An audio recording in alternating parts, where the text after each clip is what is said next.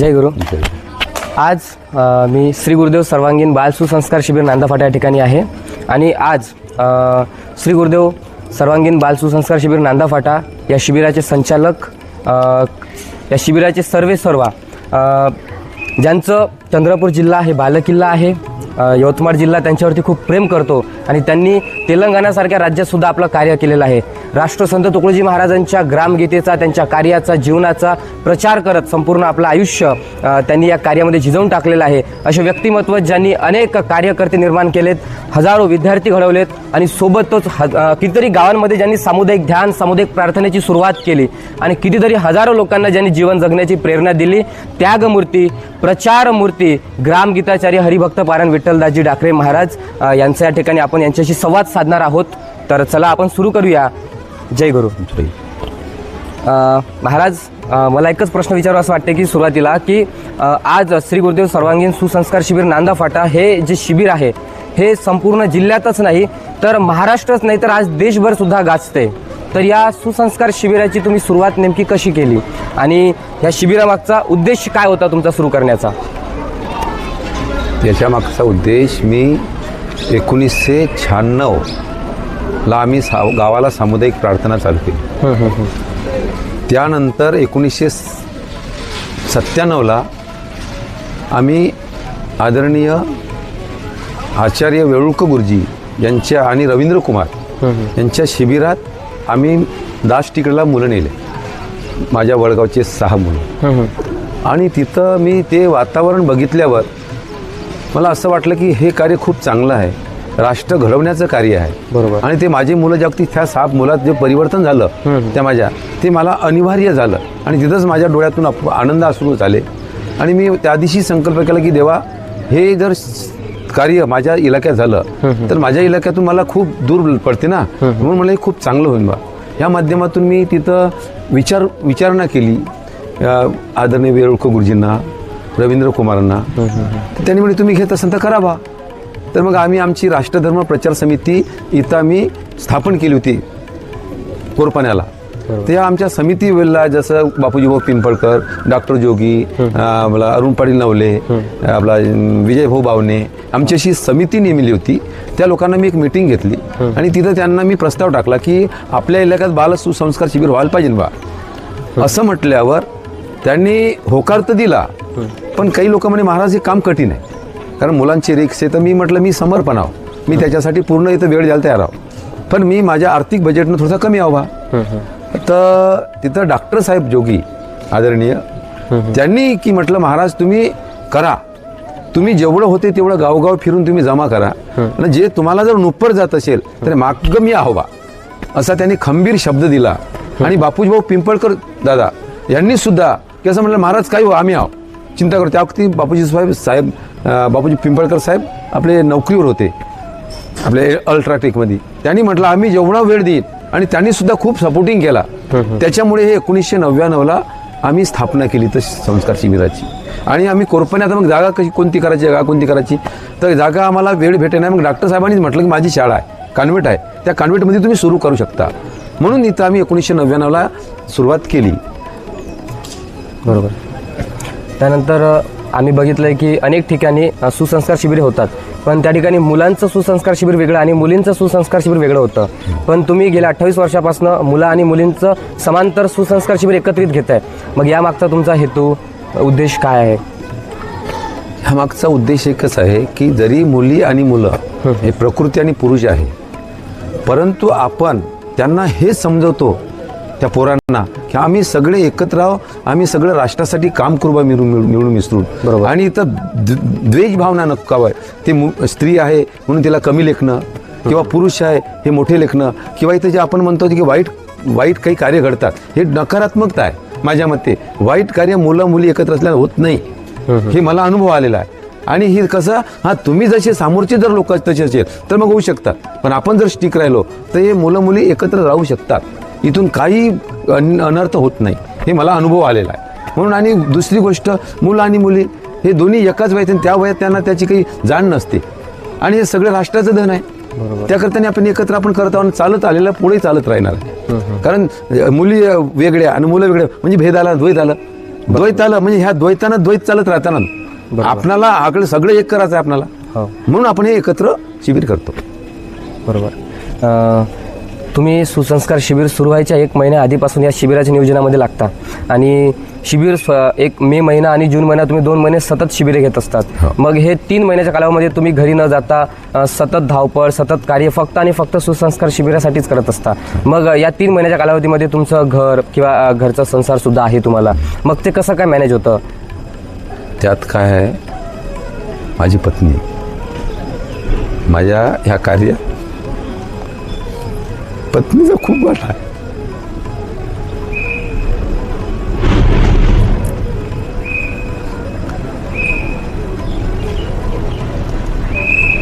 तिनं जर घर सांभाळलं नसतं, माझी शेती होती, बरोबर, मुलगा आहे, परंतु मी इकडं कितीही फिरत राहिलो तर माझ्या पत्नीने मला कधी आड नाही आणू दिलं. आणि तिनं खंबीरपणे स्वतः वावरात जाऊन आपल्या मुलांना, तिला आईवडिलाची साथ होती आणि त्या माध्यमातून तिनं खूप म्हणजे तिचा विचार आपल्याला करता येत नाही, म्हणून तिचा सिंहाचा वाटा आहे. तिनं माझं घर सांभाळलं म्हणून मला हे समाजाचं कार्य करता आलं. नाही तर तिनं जर मला तिचं काहीच नसतं केलं तर माझं हे कार्य अपूर्ण राहिलं असतं, माझं स्वप्न अपूर्ण राहिलं असतं. म्हणजे माझ्या कार्यात माझ्या पत्नीचा खूप सिंहाचा वाटा आहे. तिनं घर सांभाळलं आणि तिला म्हटलं होतं की बाबा मला परमार्थात तू काही अडथळे देऊ नको आणि मी तुला संसारात अडथळे दे, आणि तिनं तसं आधीच चालू आहे. तसंच मी शिबिरात असताना माझी बाई बिमार पडली होती, माझ्या वार्डातल्या लोकांनी तिला दवाखान्यात नेली, पण मी नाही गेलो, कारण इथं 150-200 पोरांचा समूह राहते, आपल्यावर ते पोरं आपल्या जबाबदारीवर राहते. आपण पोरं जर टाकून गेलं तर कसं जमणार आहे, म्हणून जात नाही. पण तिनं सांभाळलं, पण तिनं नकारात्मकता नाही ठेवली. काही नाही, ते चांगले कामं करताना बा मी बिमार पडली तर काय झालं, कोण नाही कोणतरी मला नेतच आहे ना, म्हणजे खंबीरपणे ती राहिली माझ्या पाठीमागे, म्हणून हे कार्य घडलं. खरंच खूप त्यागाची गोष्ट आहे. आणि मला विचारायचं वाटतं की आपलं बाल सुसंस्कार शिबिर नांदाफाटा या सुसंस्कार शिबिराला आज गेले 28 वर्ष झालेत, तर 28 वर्षामध्ये आपल्या सुसंस्कार शिबिरातून किती विद्यार्थी घडलेत? ह्या 28 वर्षापासून कमीत कमी 5,000 ते 6,000 विद्यार्थी PSI झाले, वकील झाले, इंजिनियर झाले, मोठ्या मोठ्या पदवीवर गेले, परंतु ते संस्कार नाही भरले. आज वास्तविक पाहता सुशिक्षित पोरं अशिक्षित वडिलांना थोडंसं कमजोर लेखतात, पण माझ्या शिबिरातला मुलगा वडील कसाही असेल, आई कशी दुबळी असेल, तिचा मान, तिचा सर्व तिला आधार देणं, नमस्कार करणं हे चांगलं करतात. असे 5,000 ते 6,000 विद्यार्थी आजपर्यंत घडले. एक आदर्श नागरिक समाजाचा, एक आदर्श विद्यार्थी तुमच्यामध्ये कसा असायला हवा?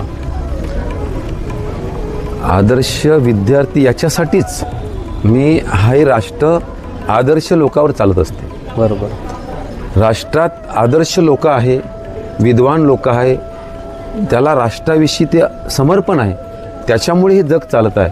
म्हणून ह्या बालसंस्कार शिबिराची उत्पत्ती त्याच्यासाठीच आहे, कारण आजचे मुलं उद्याचा भारत आहे.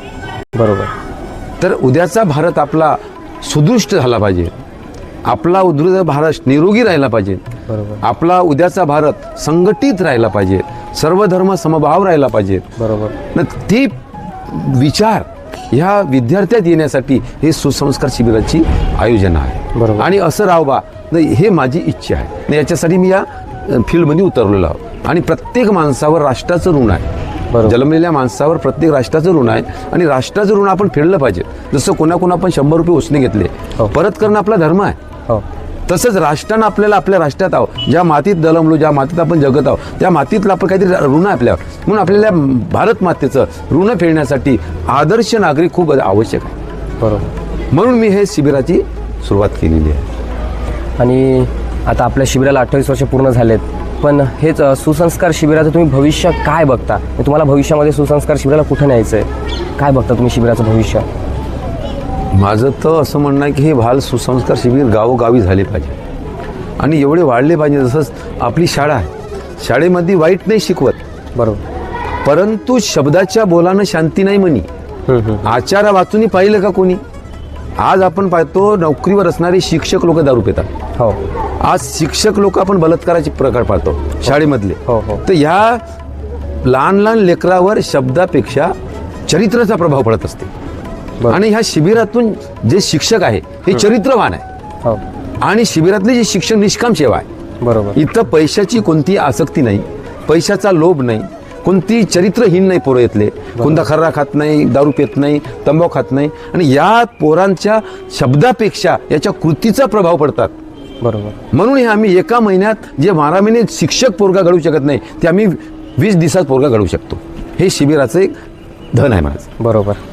आपल्या नांदा फाटा सुसंस्कार शिबिरामाध्यमातून किती शिक्षक जे शिबिरामध्ये शिकवतात ते किती शिक्षक घडवलेत आजपर्यंत? माझ्या स्टार्टिंगला तुम्हाला सांगतो बा, स्टार्टिंगला 1999ला मला आचार्य गुरुजीची तेवढा काही माझा परिचय नव्हता. रवींद्र कुमारच्या माध्यमातून हे आम्ही उभं केलं होतं. पण गुरुजी होते त्या वक्ती आम्हाला शिक्षक नाही भेटला आणि शिक्षक न भेटल्यामुळे मी गुरुजीला विनंती केली होती. त्या वक्ती गुरुजीच्या आता गुरुजी स्वतः आहे पण लोकांना जा म्हणलं पुरं ऐकत नाही ना. आता जर मी तू जा म्हणलं जात नाही. त्या वक्ती पहिल्या वर्षी मी आणि पाटील ताई, बापूजीभाऊ पिंपळकर पेटी वाजवायचा. इथं तबल्याले पहिल्या वर्षी तबल्यावर कोणतरी होता आपल्या सोनटक्के, माझ्या कीर्तनाला माया बरं, तर सोनटक्के होऊन आम्ही 3-4 जणांचं शिबिर तयार केलं आणि शिबिर आम्हीच शिकवलं स्वतः. आता जे आमच्या मतात जे मी लडकी बरं का मला काहीतरी बरं वाईस अभ्यास होता त्या माध्यमात. आणि दुसऱ्या वर्षी मग गुरुजीनं शिक्षक पाठवले. ते 2 वर्ष फक्त शिक्षक ठेवले. 2 वर्षानंतर मी माझ्याच इथं शिक्षक तयार करायला लावलं आणि याचं कमीत कमी आजपर्यंत 200 ते 250 शिक्षक तयार झालेले आहे माझ्या हातून. आणि आज माझ्या शिबिरात हल्ली 25 शिक्षक मौजूद आहे, कार्यरत आहे. खूप अभिमानाची गोष्ट. आणि आपल्या श्री गुरुदेव बाल सुसंस्कार शिबिर नांदा फाट्याच्या शिबिरातून प्रेरित होऊन किंवा तुमच्या मार्गदर्शनातून आपल्या जिल्ह्यामध्ये किंवा विविध ठिकाणी किती सुसंस्कार शिबिरे सुरू केलीत, म्हणजे आपल्या किती शाखा आहेत? माझ्या प्रेरणेतून मी 1999ला इथं नाही, गुरुजीचे फक्त शिबिर दाष्टिकळीला आणि इथं होतं कुठं नांदुऱ्याला. मला वाटते राष्ट्रधर्म प्रचार समितीच्या माध्यमातून 3रं शिबिरच हे होय. दुसरे नव्हती शिबिरं, 3रं शिबिर हे होय. तेव्हापासून इकडं आम्ही वर्धेत, चंद्रपूर, यवतमाळ ह्या इथं कुठेही शिबिर नव्हते. आणि इथं जे मी माझ्याच प्रेरणेतून शिबिर झालेले आहे. पहिलं शिबिर माझं आहे. याच्यानंतर प्रेरितून माझे कमीत कमी 7 ते 8 शिबिर झाली प्रेरणेने. आणि माझ्या मार्गदर्शनातून 12 ते 13 जसं नांदेड जिल्ह्यात करंजीला माहूर तालुका तिथं आपण सुरुवात केली.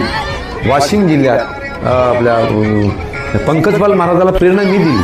बरोबर. पंकजपाल महाराजाला शिबिर घेण्यासाठी मी शिक्षक तर इथून पाठवले. अभिषेक गुरुजी येते हे इथून पाठवलेले आहे. ती प्रेरणेतून मार्गदर्शन झाले ना, त्याला मार्गदर्शन आपण केलं. मार्गदर्शनातून 13 ते 14 शिबिर आपले झाले आणि प्रेरणेतून 7 ते 8-9 प्रेरणेतून झाले. आता एकाला पाहून एक यायला पण आता असे वाढून राहिलेले. बरोबर. अशा माध्यमातून आहे. तुम्ही एप्रिल महिना, मे महिना, जून महिना 3 महिने सतत शिबिरात कार्यरत असता. मग या 3 महिन्यामध्ये तुम्हाला कीर्तनाच्या तारखा वगैरे येत असतील. मग ह्या सगळ्या गोष्टी तुम्ही कसं मॅनेज करता? मी 12 महिने कीर्तन करतो आणि ते परंतु एप्रिल, मे आणि जून 3 महिन्यात मला कुठेही तारीख आली तर कुठेही मी तारखेला जात नाही. कारण 3 महिन्यात मला कीर्तनापेक्षा संस्काराची गरज आहे असं मला स्वतःला वाटतं. कारण कीर्तनातून फक्त सण उत्सव तयार करतात, तिथून परिवर्तन जास्ती नाही दिसत मला. मी आता 30 वर्षापासून कीर्तन करतो, पण कीर्तन हे फक्त सण म्हणून लोक बोलवतात. तिथं प्रेरणा किंवा प्रेरित किंवा आपलं परिवर्तन करण्यासाठी नाही बोलवत, फक्त सण म्हणून बोलवतात. मग तिथं मी कीर्तनात जास्तीत जास्त फोकस नाही करत आणि कीर्तनाला मी जातच नाही 3 महिन्यात. कारण माझं संस्कार का बालसंस्कार शिबिरात 200 पोरं असेल तर 150 तरी पोरं, 100 तरी पोरं घेतात, कॅप्चर करतात आणि इथून घडतात. कीर्तनातून मला वाटत नाही घडते म्हणून. हे फक्त व्यायात आहे. कीर्तनानं परिवर्तन होते. कीर्तन खोटी गोष्ट आहे. कीर्तनातून फक्त सण म्हणून लोक करतात. होतच आहेत, नाण्याला 2 बाजू असते, पण कमी टक्के कीर्तनातून दुरुस्त होणारे कमी लोक, 10 ते 5% लोक. पण संस्कार शिबिरातून 80 ते 90% पोरं दुरुस्त होतात आणि ते आपल्या जीवनात उतरवतात आणि आदर्श दाखवतात. म्हणून मी जास्तीत जास्त कीर्तनाला तर कधीच जात नाही मी 3 महिन्यात. कारण मी शिबिरावर जास्तीत जास्त माझा फोकस असतात आणि 2-3 ठिकाणी मी स्वतः शिबिरात जात असतो. बरोबर. गेल्या 28 वर्षापासून तुम्ही हे बाल सुसंस्कार शिबिर चालवत आहात. तर मग या 28 वर्षात तुम्हाला या शिबिराविषयी तुमच्यावरती काही आरोप, टीका, विरोध करण्याचा प्रयत्न कधी झालाय का?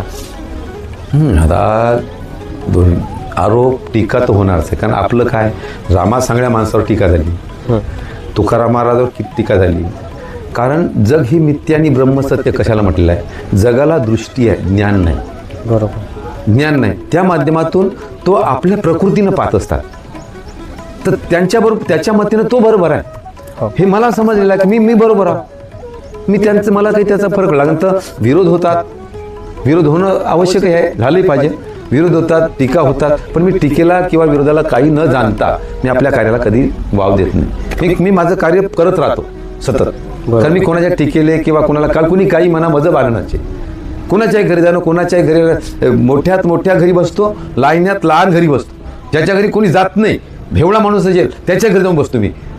कारण लोक टीका करतात, पण मला त्याचं काही वाटत नाही, कारण मला त्याच्यात परिवर्तन करायचं. बरोबर. मला त्याच्यातून आपल्याला काढायचं आहे. ह्या जगात सगळं प्रकृती खराब आहे, चालतेच. बरोबर. सुसंस्कार शिबिरामध्ये समजा एखादी नैसर्गिक आपत्ती आली किंवा मुलांच्या तब्येती खराब होतात, कधी काही मुलं पळून सुद्धा जाण्याचा प्रयत्न करत असतील, मग अशा नैसर्गिक आपत्तीमध्ये किंवा शरीराचे कुठल्या प्रॉब्लेम त्रास होतात, अशी कुठलीही आपत्तीजनक जर परिस्थिती निर्माण झाली, मग ह्या सगळ्या गोष्टी तुम्ही कसं मॅनेज करता? हे आमची शिक्षक मंडळी, जसं आता इथं कोणाचा पोराला तब्येत नाही बरोबर आहे, तर आमची पोर असतात शिक्षक मंडळी, ते बरोबर दवाखान्यात येतात. डॉक्टरसुद्धा चांदेकर डॉक्टर आहे, ते कधी कोणाकडून पैसे घेत नाही, काही नाही, फ्रीमध्ये सेवा देतात. आणि नैसर्गिक आपत्ती आली, परंतु आमच्या मुलांना काही घडलं नाही. नैसर्गिक आपत्ती 28 वर्षात बरीचशी वेळ आली. जशी पहिल्याच वर्षी नैसर्गिक आपत्ती देरकर गुरुजीची मुलगी होती, माहीत नाही, ते अर्ध्या रात्री पूर्ण शातपाय पूर्ण वाकडे झाले होते. माझे पूर्ण घाबरलो होतो मी, परंतु ते काही नाही झालं. मला वाटलं की पोरगी राहणार नाही बा, पण काही नाही झालं. डॉक्टरकडे नेलं, इंजेक्शन झालं, तुरंत दिली. त्याच्यानंतर काही दिवसांनी एक झाड पडलं, पोरं खाली जेवत होते 100 दिवशी, पण तिथेही आम्हाला काही नाही झालं. आम्ही एक दिवस आमचे पोरं झोपून असताना पंखाच तुटला, पण तो नेमका कोणत्यातच पडला. आमच्या पोराला काही नाही झालं. नैसर्गिक आपत्ती आल्या, परंतु आमच्या पोरांना काही झालं नाही. असं खूप चांगली गोष्ट आहे. यानंतर शेवटचा प्रश्न विचारू इच्छितो तुम्हाला, की जर समजा नांदा फाटा सुसंस्कार शिबिरातून प्रेरित होऊन किंवा तुमच्या मार्गदर्शनातून जर एखादं नवीन शिबिर सुरू करायचं असेल, मग त्यासाठी तुम्ही त्यांना काय मार्गदर्शन कराल? भावा, त्यांना तर मला तर आनंद होईल, कारण आज शिबिराची गरज आहे. संस्कार आज आपण पाहिलो, तरुण मुलं मुली मान अपमान, राष्ट्रप्रेम, आईवडिलाचं प्रेम हे थोडंसं त्यांच्यातून कमी होऊन राहिलेलं आहे. तर हे जर शिबिर गावोगावी झाले तर हे राष्ट्रीय प्रेम पोरात वाढन, आईवडिलाविषयी सेवा वाढन आणि सामाजिक कार्याची त्याला ओढ लागन. त्याच्यासाठी आहे ना, मी स्वतः त्यांना तुम्हाला जे लागन ते माझ्याकडून पूर्ण सहकार्य करायला तयार आहे. जेवढं माझ्याशी जमते तेवढे मी पूर्ण सहकार्य तयार. आणि माझी 25 जे पोरं आहे हे पूर्ण कुठेही काम करायला जात असतात. हे करता आपापल्यानं निवासी शिबिर निवासी शिबिर घेत असतात. आणि घ्यावं जसं एखादा शिक्षक आहे त्यांनी 2-4 शिबिर घेतले पाहिजे गावोगावी.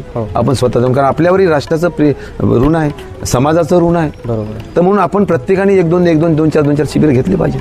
आणि मला जे काही सहकार्य लागलं, कारण मी कीर्तनकार असल्यामुळे मी समजा कुठे कीर्तनाला गेलो तिकडलेलं आहे, सांगतो की बाबा तुम्ही माझ्या जे ते शिबिर होणार आहे ते तुम्ही काही चंदा गोळा करून काही ना करून द्या बा, असं म्हणत असतो.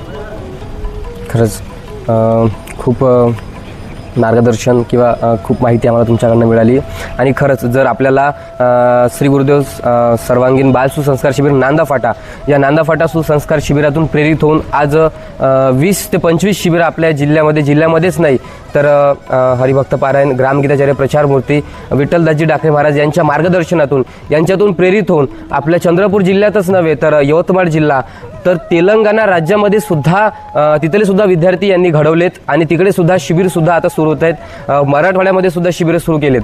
जर खरंच आपल्याला जर गावामध्ये शिबिर सुरू करायचं असेल लहान मुलांचं 10 दिवसाचं 15 दिवसाचं तर तुम्ही महाराजांना कॉन्टॅक्ट करून त्या शिबिराचे जे काही मार्गदर्शिका असेल, काही जे तुम्हाला माहिती पाहिजे असेल, तुम्ही महाराजांशी कॉन्टॅक्ट करू शकता. आणि खरंच महाराजांचं हे जे कार्य आहे गेल्या 28 वर्षापासनं, 28 वर्ष म्हणजे एखादा मुलगा जेव्हा जन्माला येतो आणि तो मुलगा 28 वर्षाचा होतो म्हणजे एक्झॅक्ट तो तरुण वयामध्ये येतो, ते हेच आपल्या त्या शिबिराचं आज 28 वर्षाचं हे आपलं शिबिर आहे. आणि आपलं शिबिर सुद्धा आज तरुण आहे आणि ठामपणे आपलं शिबिर वाढत चाललंय.